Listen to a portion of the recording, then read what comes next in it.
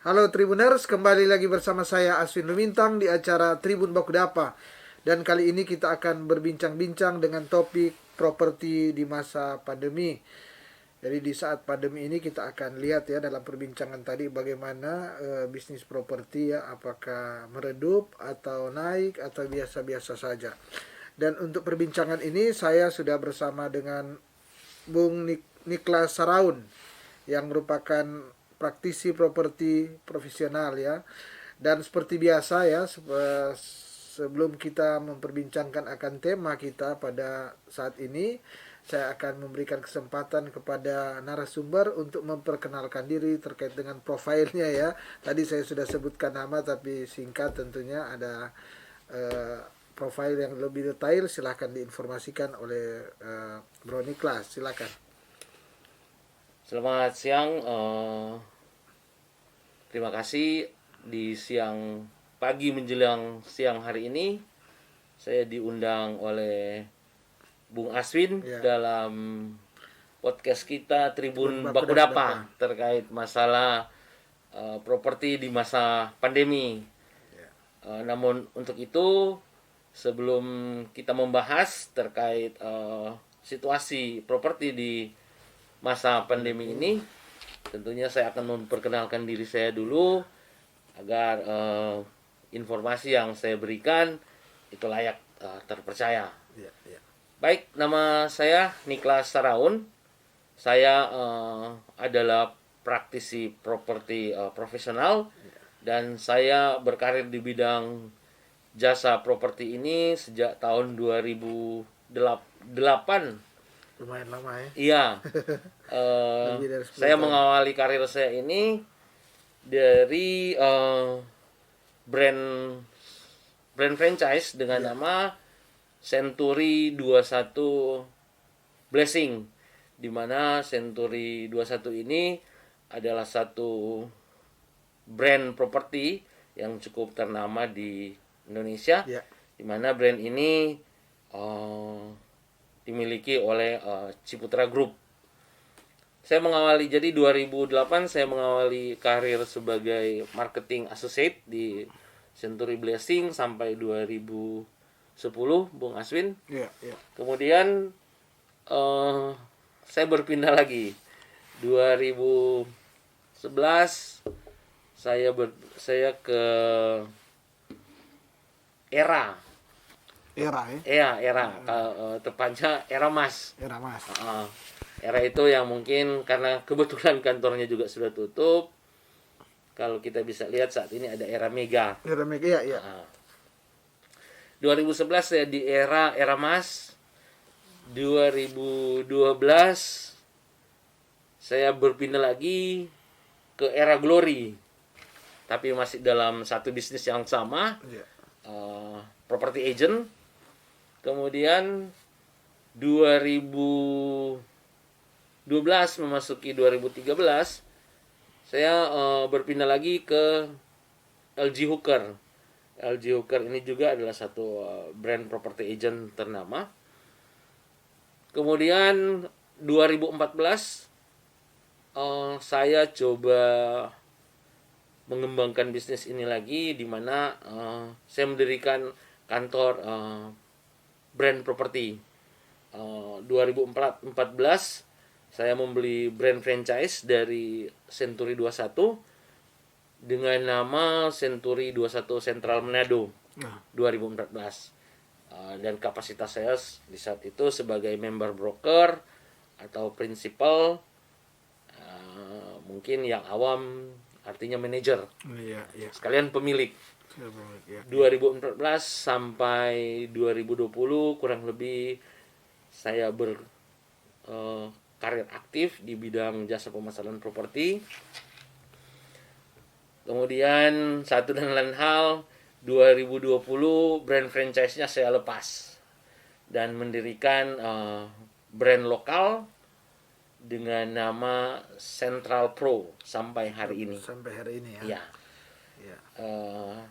Dan puji syukur kemarin saya dipercayakan oleh DPP Arebi, Asosiasi Real Estate Broker Indonesia, Ya. di mana AREBI ini adalah asosiasi resmi yang mengayomi semua agen properti yang beraktivitas di Indonesia. Di mana kemarin saya dipercayakan sebagai ketua DPD AREBI Sulut. Sulut, luar biasa ya. Dan saya beserta member broker dan prinsipal dari brand agent yang beroperasional resmi di Manado saat ini menjadi bagian dalam kepengurusan AREBI ini. Demikian gambaran singkat tentang perjalanan karir saya di bidang properti sampai hari ini. Demikian Bung Aswin. Dan Tribuners ini ya, jadi narasumber kita saat ini untuk memperbincangkan terkait properti ya di situasi saat ini sangat tepat ya, karena cukup panjang pengalaman tadi ya, pengalaman ya kurang lebih 13-14 tahun ya, kurang lebih 13-14 tahun berkecimpung Bro Niklas ini berkecimpung di soal properti, dan tentu ini yang akan dibagikan dengan situasi kita saat ini. Kami mengundang ya, dari Tribun Bakudapa mengundang untuk berbincang-bincang, share, memberikan edukasi ke masyarakat, memberikan informasi terkait dengan situasi terkini di bidang bisnis properti. Dan tentu sebelum kita bincang-bincang terkait dengan properti, apa sih properti ini ya, tentu harus diinformasikan dulu apa, kemudian gimana situasi. Silakan Bro Niklas ya. Oke, baik. Ini ya. Terpaksa ini sebutan saya ganti ya, Bro ya. Ya biar kita lebih langsung. Tadi Bro ngebuka dengan Bung. Iya, kita ngebro aja ya biar lebih ringan, akrab, ringan ya. Baik, Bro Aswin. Jadi properti ini mungkin secara awam orang cuman mengenal properti ya kemungkinan rumah. Namun demikian arti properti sesungguhnya adalah dalam tatanan bisnis ini, properti adalah hal terkait tanah dan bangunan. Tanah dan bangunan itulah arti harfiah dari properti. Namun demikian ada juga mungkin kita mendengar estate atau ada real estate. Estate agent, property agent, ya kan. Nah, kalau estate agent ini sebenarnya itu kenapa dia menyematkan estate? Estate ini adalah istilah hukum untuk para developer yang sedang membangun di suatu kawasan. Ya. Jadi ini estate itu lebih ke aspek legalitas. Nama. Itulah estate. Kalau orang awam bilang estate, orang mengasosiasikan kawasan elit ini. Karena kan memang Bro Aswin itu kebanyakan yang ngebangun kawasan elit itu developer besar. Betul. Jadi dia wah elit. Iya. Nah, kalau properti sendiri kadang-kala orang kalau kita nonton TV kan di situ kadang-kala properti buy. Iya. Itu ada properti buy, itu ada pakaian, barang-barang. Tapi properti dalam hal ini adalah properti yang meliputi tanah dan bangunan ya. Tidak meliputi air ya, karena air tidak bisa diperjualbelikan. Air laut. Air ada juga tapi kesik sendiri ya. Iya. Gini Bro Niklas, ini properti ya seperti sudah ini properti tentu kita akan lebih bicara soal perumahan-perumahan ya. Properti soal dikatakan tadi adalah bangunan dan lahan. Tentu orang awam selalu bilang apa sih properti? Orang bilang perumahan, jual beli perumahan. Iya. Jual beli perumahan. Ya, kemudian seperti kata-kata tadi, kalau bilang real estate orang berpikir sesuatu yang lebih besar, perumahan tapi kalangan yang harga-harga jualnya lebih tinggi. Iya. Nah, ini di era saat ini ya, di era tadi saya sebelum bincang-bincang saya search di Google, ternyata katanya bahwa bisnis properti saat ini sebenarnya ya untuk perumahan tentunya ya. Jadi untuk perumahan naik juga, artinya pembelinya cukup banyak, di atas 60%, sekitar kurang lebih 60% ke atas, sehingga tentu kita sebagai masyarakat ya, para Tribuners tentu boleh mengetahui gimana sebenarnya ini ada Bro Niklas boleh menginformasikan. Kan di mata banyak orang mungkin berpikir di saat ini kan orang seret keuangan ya. Iya, betul. Secara umum, tapi ternyata di kelas-kelas menengah kita ya orang-orang yang juga menyimpan uang di saat ini saat pandemi dan lebih merasa aman mungkin safe Iya. ketika membeli dalam bentuk perumahan, artinya sebagai ini ya, sebagai investasi, bisa investasi ya. Saya ingin tanya ke Bro Niklas, gimana sebenarnya ini bisnis ini apa? Kan mungkin kemarin ada ketakutan, ada kekhawatiran, tapi ternyata ada harapan segar. Gimana sebenarnya? Boleh diinformasikan? Iya, ini menarik ya, Ya. Bro Aswin, pertanyaannya. Ya. Serapan pasar atau bisnis jual beli properti di era pandemi itu sejatinya seperti apa, kan? Namun demikian sebelum kita masuk jauh lebih ke dalam lagi, kita bisa membagi properti ini dalam dua kategori. Yang pertama kita kalangan praktisi dan pelaku properti, kita mendefinisikan ini dalam dua bagian. Yang pertama itu primary. Primary ya. Nah, primary ini itu meliputi rumah yang baru dibangun. Nah, jika bercerita tentang rumah yang hunian yang baru dibangun, tentu otomatis kita langsung ke development atau developer. Dalam artian rumah baru. Itu yang dimaksud dengan primary. Dan kedua adalah secondary. Secondary ini adalah tanah bangunan yang sudah pernah dimiliki atau orang Manado bilang bekas. Iya. Jadi dalam bisnis properti itu ada dua, primary dan secondary. Secondary ya. Nah, mungkin primary yang baru ya, yang belum pernah dimiliki, jadi dia di user pertama. Iya, betul. Pertama, dan yang secondary sudah pernah dipakai oleh orang lain berkali-kali atau baru pertama kali. Nah, jadi mungkin yang informasi yang Bro Aswin dapat yang serapan pasar itu 60%, kita harus memilah dulu itu di segmen mana. Namun demikian, kalau nilai 60% ini bisa saya pastikan ini informasi terkait masalah serapan primary.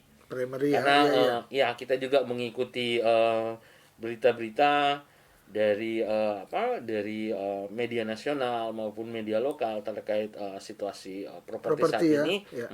Jadi saya merampungkan ini informasi untuk primary. Nah, primary sejatinya sampai hari ini malahan bisa dikatakan untuk pasaran lokal ya, untuk Manado dan sekitarnya. Itu pemasaran primary itu, kalau data yang kita punya saat ini, kalau di kantor kami di Central Pro dan di data DPD Arebi, sejatinya itu dia saat ini pemasarannya berada di angka 60-75% serapan pasarnya. Dan itu kalau itu lokal ya. Iya, lokal sulut maksudnya. Kita membahas di lokal dulu ya, Bro ya. Iya, siap. Jadi itu situasi pemasaran atau serapan pasar yang terjadi di Kota Manado. Berada di nilai di angka persentase 60-75. Dan itu bisa dibuktikan di beberapa developer besar yang ada di Manado dengan melaunching unit-unit cluster baru. Itu serapan pasarnya sangat kencang sih sebenarnya. Tapi nggak etis kita mau buka datanya di sini. Karena itu tapi artinya menginformasikan ke Tribuners bahwa lagi menggairahkan ya. Memang. Karena jadi sejatinya kalau sebelum orang lanjut lebih dalam lagi, sebenarnya bisnis properti ini sejatinya kalau kita mengibaratkan ini seperti cuaca. Ada cuaca cerah, ada cuaca berawan, ada cuaca hujan, ya kan? Nah, namun demikian, kenapa primary ini tetap lancar berjalan? Karena kita kan sebagai manusia ya. Rumusnya itu kan kita sebagai manusia. Pertumbuhan penduduk kan terus bertambah. Bertambah, iya. Jadi kebutuhan akan hunian Hunian terus terus meningkat. meningkat. Terkecuali pertambahan penduduk berkurang, Iya, otomatis kebutuhan akan perumahan Tetap atau turun ya. pasti Tapi dia menurun. iya, iya. Karena pertumbuhan penduduk mengurang. Kurang. Tapi Jadi, kan tidak mungkin ya. Iya, Kecuali betul. mungkin ada perang, ada pandemi yang luar biasa. Nah, ini paling ini sebenarnya kita topik bahasan ke dalam lagi. Iya. Tapi karena Bro Aswin sudah menyebutkan ada perang. Iya, Jadi iya. kenapa saya mengatakan bisnis properti ini ibaratnya cuaca. Cuaca, Ya. iya. Ketika cuaca cerah, semua akan bergeliat. Bergeliat, iya, iya. Ketika mendung, menunggu. Ketika hujan berbahaya. Berbahaya. Nah, kita masuk di ketika hujan ini. Jadi ibaratnya begini, memang benar. Pertumbuhan properti itu dia akan sangat pesat jika suatu kota atau suatu area itu alasan utamanya sistem keamanan. Keamanan, iya. Keamanannya baik dan nyaman. Jadi orang untuk berpindah di area itu atau menetap atau tinggal di area itu animonya tinggi. Nah, ketika animonya tinggi, itulah bercerita bisnis akan pasar naik atau sebagainya ya. Iya, iya. Nah, makanya benar properti ini sangat bergantung pada situasi-situasi tertentu. Tertentu ya. Dan memang ini Artinya dia tidak sendiri ya, ada faktor-faktor lain yang ikutan yang akan mempengaruhi dia bergairah atau turun benar atau gimana. sekali, Ya. Bro Aswin sangat. Ya. Jadi banyak faktor yang pada akhirnya sangat menentukan perkembangan properti itu sendiri. Dan memang properti ini sebenarnya adalah satu segmen yang sebenarnya sangat luar biasa. Kenapa saya mengatakan sangat luar biasa? Karena ketika perkembangan properti atau investasi properti begitu menggairah, itu hal paling positif itu dari sektor pajak. Ya, jadi jangan diremehkan sektor pajak properti. Itu sangat besar untuk negara. Pemasukan ke pendapatan Negara, negara ya. ya. Iya, Ya. iya. Jadi kan di situ nanti kalau kita bahas lebih dalam lagi ada biaya-biaya yang diakibatkan oleh jual beli properti itu, ada PPH, BPHTB itu nilainya cukup besar. Iya. Nah, Dan itu langsung masuk ya, karena kalau dia Langsung. perumahan misalnya dia langsung item-item itu langsung ini langsung tidak bisa tidak. ya. Tidak bisa tidak, betul. Karena itu satu syarat mutlak dalam melakukan tahapan transaksi jual beli properti, wajib membayar pajak jual belinya. Itu wajib. Ya, Jadi aspek legal paling utama di sistem jual beli adalah harus membayar biaya-biaya yang diakibatkan oleh jual beli itu sendiri. Nah, jadi catatan ketika kita melebar lagi, kenapa pemerintah memberikan perhatian khusus bagi perusahaan-perusahaan yang bergerak di bidang jasa properti. iya. Karena di situ ada aliran dana komisi yang cukup besar. Dalam tanda kutip, ketika kita menerima uang, kita wajib bayar pajak dong. Iya, Kan iya. begitu. Iya. Nah, itu kita sudah terlalu jauh, kita balik lagi. Iya. Jadi memang saat ini untuk serapan properti itu untuk primary ya, Iya, iya. itu memang berada di angka 60 sampai 75 Untuk saat ini ya. untuk saat ini. Untuk saat ini. Nah, namun demikian itu jadi catatan khusus. Karena kan seperti yang tadi Bro sempat mengatakan bahwa ini kan situasi pandemi, secara logika ekonomi melambat dong. Iya, iya. Karena pembatasan semua kan. Iya. Nah, memang untuk menyikapi hal ini banyak developer memberikan Promosi, diskon, iya, promosi yang pada akhirnya selain memang untuk kebutuhan ya, ini hunian adalah kebutuhan dan investasi. Jadi diberikan kemudahan cara bayarnya. Nah, ini kan kalau di properti memang paling enak membeli properti di saat situasi ekonomi melamban. Oh, begitu ya. Ya, Rumusnya salah satu rumusnya kuncinya itu. itu ya. Tapi Tribuners. dalam tanda kutip bagi siapa yang memiliki dana khusus. Iya, iya, iya. Iya. Tapi bukan juga hanya bagi siapa. Bagi kita yang akan melakukan proses pembelian lewat pembiayaan bank, itu tidak menutup kemungkinan. Ya kan? Iya, iya. Karena kenapa? Sebenarnya kita jangan ngambil nilai investasinya, kita ambil cara bayarnya dulu. Iya, iya. Kita beli dalam keadaan situasi begini banyak kemudahan diberikan. Namun ketika situasi membaik Iya, iya. dan mengikuti aturan standar, itu selisihnya bisa 50 sampai 100 juta dalam pembelian satu unit. Pembelian satu unit. Ya, dilakukan transaksi pada situasi normal. Normal, ya. Dan abnormal seperti saat ini, ya itu menguntungkan dong. Iya, iya. Iya. Gambaran kurang lebih seperti itu. Iya. Dan Tribunal saya kira menarik tadi ya apa sudah dijelaskan ya bagaimana situasi saat ini terkait dengan properti tadi sudah dikatakan. Jadi ini lebih khusus yang primary ya, yang primary. Mungkin saya ingin tanya, ini kan di rumah itu biasanya ada beberapa tipe ya. Misalnya ini ada rumah subsidi, ada yang non subsidi, kemudian ada tipe-tipe ya. Mulai misalnya tipe 36, 45, 54, kemudian yang lebih jauh lagi ya, yang lebih ini bahkan rumah-rumah yang eksklusif ya, yang harganya miliaran. Nah, gimana boleh dijelaskan secara detail gimana sebenarnya yang peluangnya atau yang bergairah ini? Apakah yang kalau saya baca di nasional tadi ini yang bergairah ini rumah-rumah yang nilainya miliaran memang, rumah-rumah yang agak yang besar ya, yang memang eksklusif lah ya, eksklusif. Saya tidak tahu mungkin yang tadi yang bersubsidi atau yang 45, 56 atau gimana ya, yang mungkin kalangan menengah. Gimana? Boleh diulas sedikit? Ya baik, ini menarik bro, ya.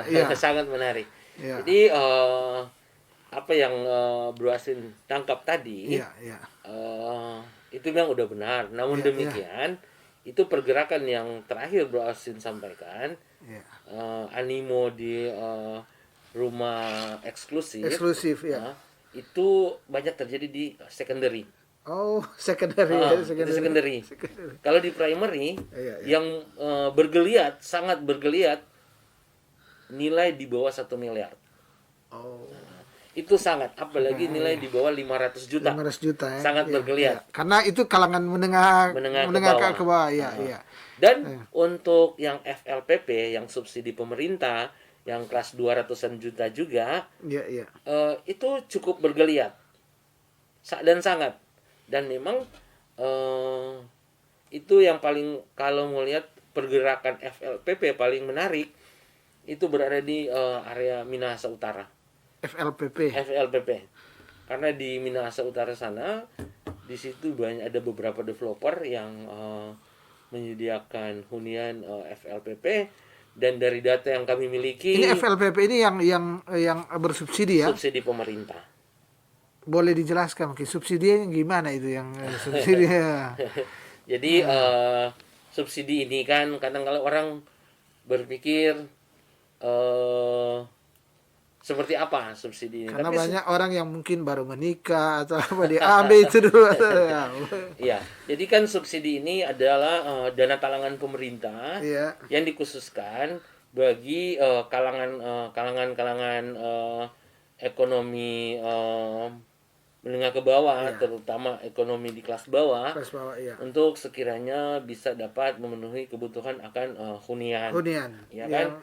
Jadi itu mungkin ya kita yang berpenghasilan per bulan 5 juta ke bawah kalau tidak salah. 5 juta ke bawah, ya kan? Kalau kita mengikuti yang kelas yang komersil, itu sangat sulit dan akan bermasalah, artinya memaksakan diri, ya kan? Nah, jadi pemerintah menyikapi ini lewat hunian sederhana yang diberikan subsidi. Nah, subsidi ini nilainya jadi setengah dari biaya bangun. Jadi ini contoh ya. Iya, iya, contoh. Ini sejatinya tanpa subsidi rumah ini mungkin harganya 100 juta, Juta, iya, ya iya. kan? Nah, ketika disubsidi oleh pemerintah itu jadinya 50 juta. 50 juta, iya. Ya kan? Nah, 50 juta ini yang kemudian ditawarkan bagi para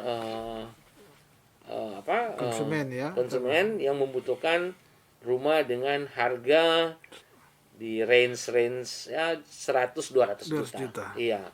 Iya, iya. Jadi sekali lagi subsidi itu memang adalah dana yang diberikan oleh pemerintah kepada developer-developer, Iya, iya. dari pemerintah ke pemerintah kemudian ke developer untuk membangun unit-unit hunian yang bisa diserap oleh masyarakat ekonomi lemah. Iya.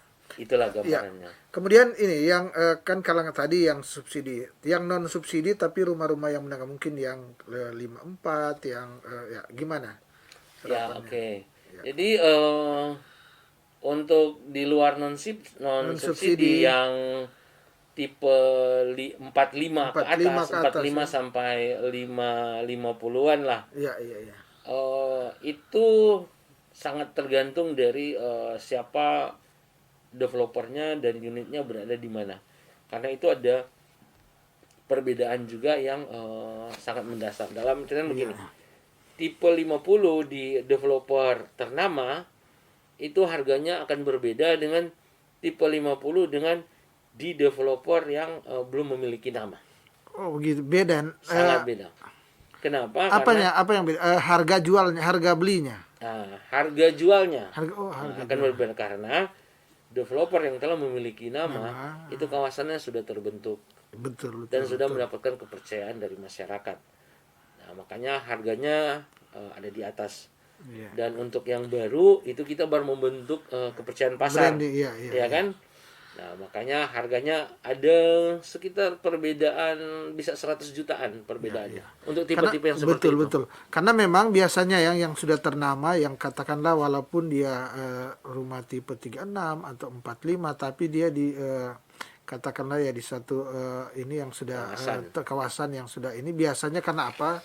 Saya melihat ya karena misalnya jalannya ya fasilitasnya sudah terbentuk memang bagus ya fasilitasnya baik, kemudian biasanya kalau rumah-rumah yang itu begitu ada pos pengamanan, fasilitas pengamanan, segala macam lah, misalnya kebersihan ya sudah tertata ya. Beda misalnya dengan yang dikatakan tadi yang belum ternama ya, kadang-kala memang mungkin di tipe 54 atau tapi fasilitas penunjang di areal itu belum seperti yang saya katakan tadi ya. Itu selisihnya bisa 100-an juta ya. Iya, bisa. Jadi memang benar. Makanya kalau Bro Aswin melihat kadang-kali ada marketing mengatakan begini, beli hari ini sebelum harga naik. Oh, iya. Kan orang bertanya, kenapa dia naik? Ya kan? Tapi sebenarnya rumusnya ke yang Bro Aswin sampaikan. Hari ini infrastrukturnya sedang dibangun, belum kelihatan. Nah, ketika sudah ada taman, sudah ada fasilitas apa, kan sudah enak dilihat, otomatis harga naik dong, ya kan? Dan memang itu juga adalah salah satu bentuk pelayanan kenyamanan yang diberikan oleh pihak developer bagi penghuni-penghuni yang akan berinvestasi di kawasan developer tersebut. Ya. Jadi memang yang sering diberikan itu yang pasti keamanan 1 kali 24 jam. Baru kemudian kebersihan, air bersih, kemudian fasilitas air, ya kan? Nah, kemudian fasilitas olahraga. Dan ketika berbagai fasilitas itu sudah ada, itu otomatis memang harga akan berbeda dengan developer yang sekalipun tipe dan luasan sama. Tapi dia akan berbeda harga karena yang satu belum memiliki fasilitas-fasilitas yang disebutkan tadi. Namun demikian, seiring perkembangan zaman juga di Manado saat ini semua masyarakat yang ingin berinvestasi di bidang properti atau akan memenuhi kebutuhan akan hunian sudah mulai berpikir bagaimana kita tinggal di kawasan yang nyaman. Nyaman dan aman. Nyaman dan aman. Aman. Dalam hal ini karena mohon maaf, memang itu juga yang jadi pergeseran nilai properti. Mungkin kalau tinggal di kawasan pemukiman umum, mungkin satu jalannya terlalu sempit, ya kan, baru keamanannya kurang terjamin, ya kan, baru mungkin fasilitas jalannya rusak atau apa, ya kan. Nah, makanya sekarang banyak orang berpikir simple. Kita sekalipun bayar berapa, tapi kita beli kenyamanan nih. Betul. Ya kan? Karena memang kan logikanya itu kalau kita nyaman di rumah untuk mulai beraktivitas dalam segala hal itu enak. Karena kalau kita tidak nyaman di rumah, ya kan, ketika kita mau keluar beraktivitas juga itu akan berpengaruh. Contoh nih, saya kita tinggal di dalam kawasan lorong, orang mana bilang kan, pas pagi-pagi mau keluar mungkin karena satu dan hal bagus untuk moto atau ada suka cita langsung hilang ketika mau beraktivitas, ya kan. Tapi kalau di kawasan hunian terstruktur dan termanajemen itu kan masuk keluar kita nyaman, ya kan. Tapi tingkat kenyamanannya relatif. Tergantung juga. Tergantung Tapi paling tidak yang kita informasikan ini bahwa tingkat kenyamanan yang sudah difasilitasi oleh developer. Kalau di perumahan-perumahan kan itu memang sudah ada standar sudah memang dikatakan untuk orang nak mau bacuri atau nyandak tentu relatif. Tapi persoalannya adalah bahwa yang kita lihat dengan mata kita bahwa kalau di perumahan-perumahan katakanlah yang biasa orang nada bilang ke kawasan elit, tentu di situ ada pos pengamanan sudah ada memang 1x24 jam yang melakukan patroli di satu kawasan. Kemudian dikatakan tadi bahwa jalannya memang sudah dibuat memang didesain memang nyaman sehingga tadi mau keluar masuk ini. Mungkin misalnya enggak ada air, tinggal ini ke pengelola ini enggak ada air, ini gimana? Orang-orang yang kerja di swasta, profesional tentu, karena biasanya orang kerja sekarang ya, mungkin karena pandemi jadi ini.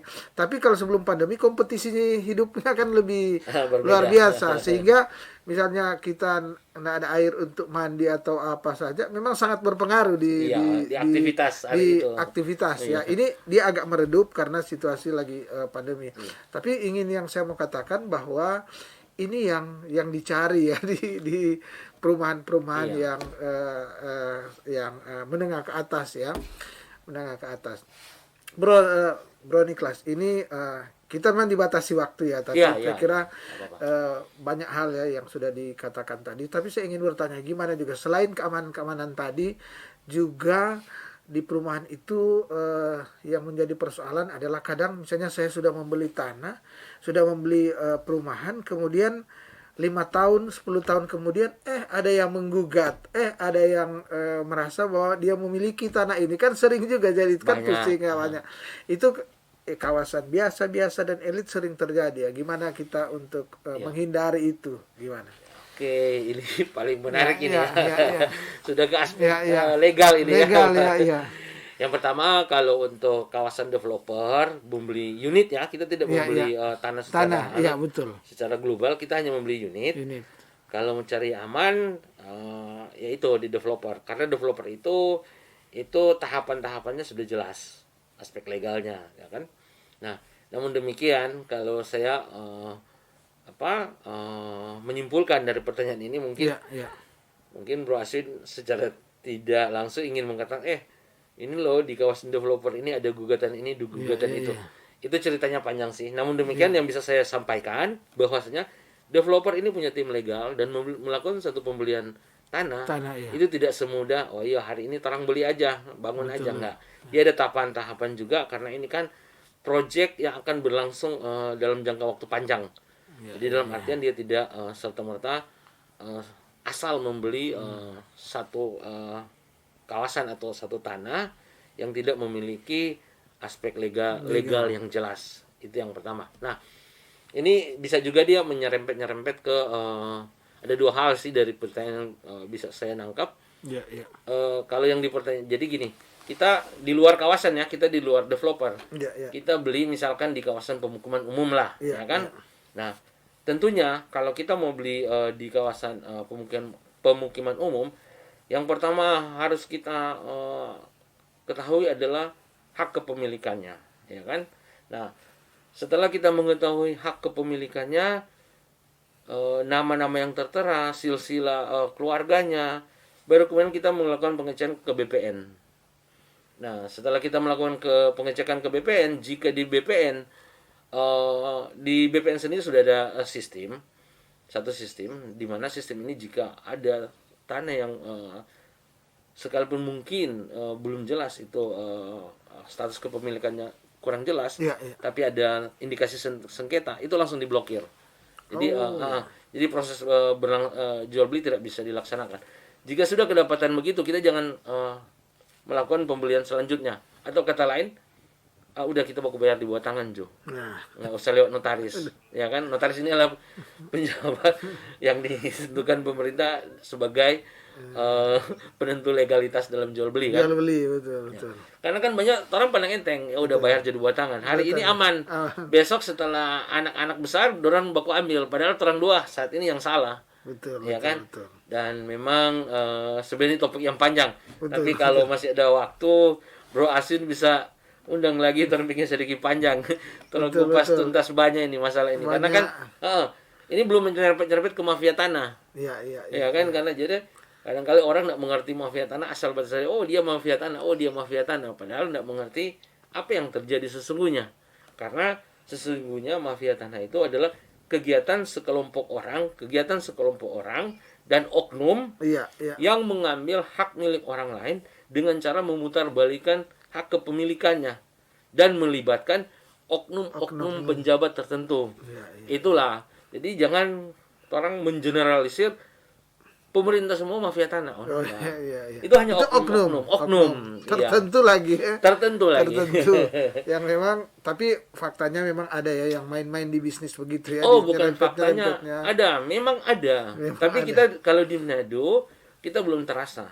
Itu paling terasa di kota besar seperti Jakarta. Karena kecanggihan teknologi dan hubungan itu sudah sangat luar biasa di atas standar yang kita miliki. Dalam arti begini, di Jakarta itu sertifikat bisa dipalsukan. Iya, Dia bisa mencetak sertifikat asli sama persis. Sama persis ya. Sama persis. Dan nanti nanti diketahui setelah diteliti. Nah, itu yang paling parah. Itu ada oknum juga. Oh, Iya kan? Jadi ketika dia pengecekan ke situ, si oknum mengatakan iya. Si oknum. Iya. Ketika si oknum sudah tidak lagi di situ, sometimes kita ngecek lagi, loh ini tidak ada. Tidak ada, iya. Tapi si oknum yang pernah. Inilah yang dikatakan tadi ya, bahwa ada oknum-oknum ya. Jadi tidak bisa mengeneralisir seluruh.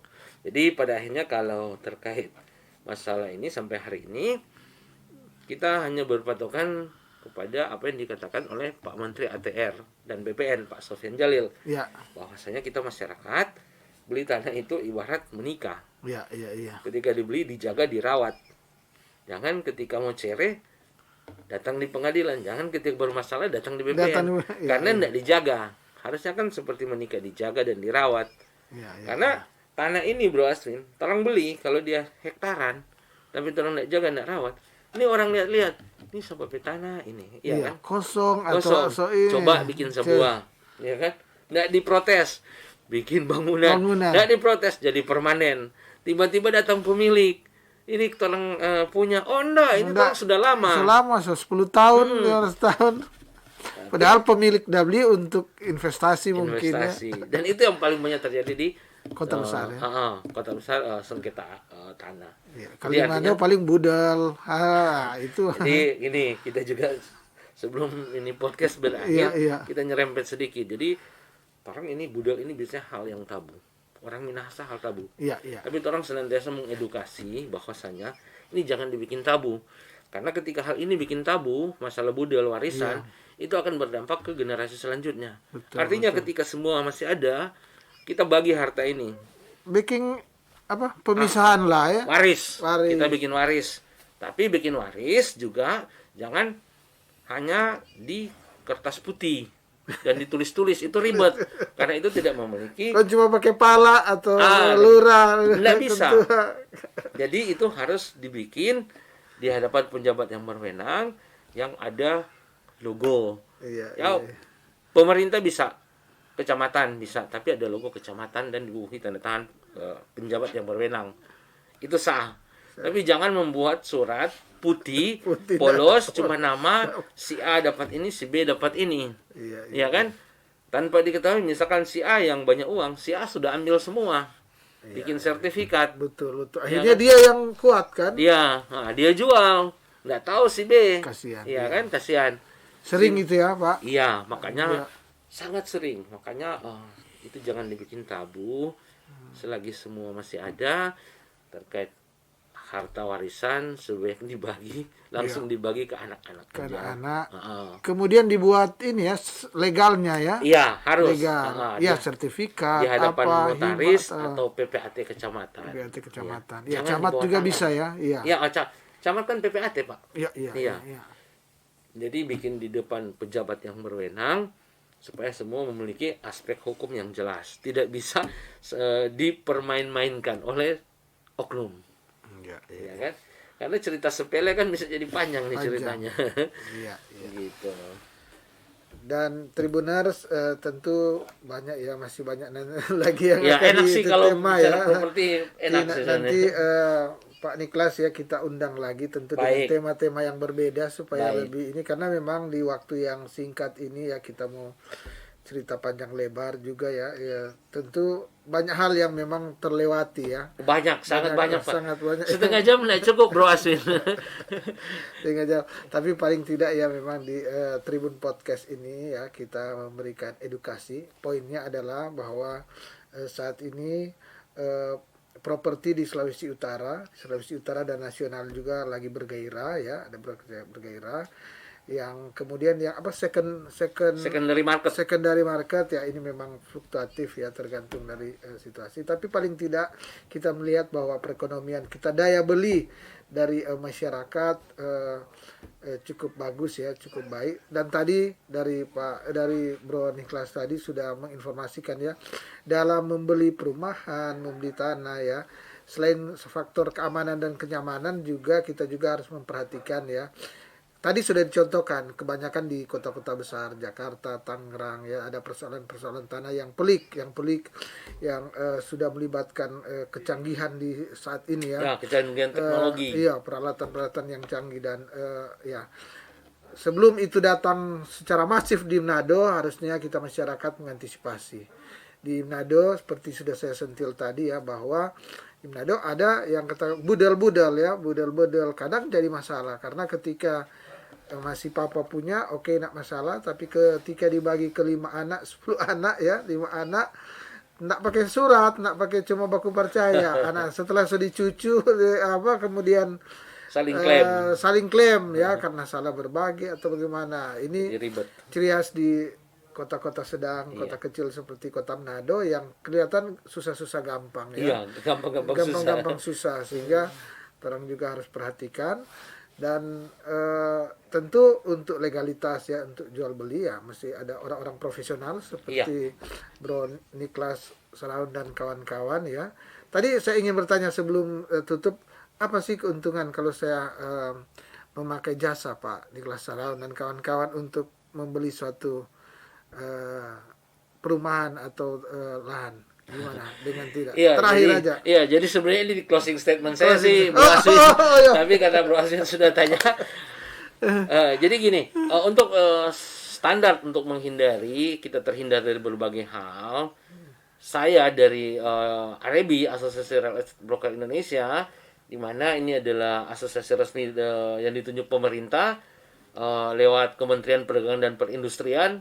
Itu bisa dicek di Kepmen Perdagangan dan Perindustrian 33 tahun 2008 yang mengatur tentang perusahaan jasa perdagangan properti. Ya, Nah, karena ini mempunyai aspek legalitas dan AREBI ini mengayomi semua agen properti yang ada di Indonesia. Jadi saran saya agar terhindar dari sengketa-sengketa atau masalah-masalah, itu belilah properti lewat agent properti kepercayaan Anda. Di Manado ada banyak nih, ada Iya, Era, ada dan lain. Nah, namun sekali lagi pilihlah agent properti yang memang bisa menjadi konsultan Anda. Ya, Ya kan, bisa berdiskusi dalam berbagai hal. Ya. Mungkin tidak semua, ada yang juga yang kecewa dengan agent properti karena ada juga agent properti yang nakal. Ya, ya, ya. Namun demikian, jika terdapat agent properti yang nakal, itu bisa melaporkan ke kami di DPD Arebi Sulawesi Utara. Pasti akan kami tindaki karena terkait legalitas operasional agent-agent ini semua diatur loh. Jadi kalau mau urus kantor brand agent itu ke Pemkot, itu Pemkot akan meminta untuk mengurus SIUP 4. Kan SIUP 4 nih, dia wajib ada sertifikasi dari Arebi. Salah satu poinnya untuk mendirikan kantor agent properti. Agent properti. Iya. Dan sekali lagi Tribuners, demikian bincang-bincang kami ya terkait dengan properti ya, geliat properti di masa pandemi. Dan seperti biasa sebelum saya menutup akan bincang-bincang ini, saya berikan kesempatan pada Bro Niklas untuk memberikan ya semacam simpulan dari bincang-bincang kita atau satu pesan terkait dengan properti dan hal yang lain. Silakan. Baik, terima kasih Bro Aswin. Dari saya pribadi, siang hari ini bisa menyampaikan inilah saat kita berinvestasi di bidang properti. Pilihlah properti sesuai dengan kebutuhan kita masing-masing. Salam properti Indonesia. Ya. Dan saya Asyul Mintang dari Tribun Bokudapa mengucapkan terima kasih kepada Bro Niklas Raun yang sudah bersempatan untuk hadir di studio podcast ini, dan kita sudah berbincang-bincang tentunya, dan semoga apa yang kita perbincangkan ini boleh memberikan manfaat bagi para tribuners atau bagi para pemirsa, dan kita akan bertemu lagi pada lain waktu dan kesempatan tentunya dengan tema perbincangan yang berbeda. Mata lokal menjangkau Indonesia.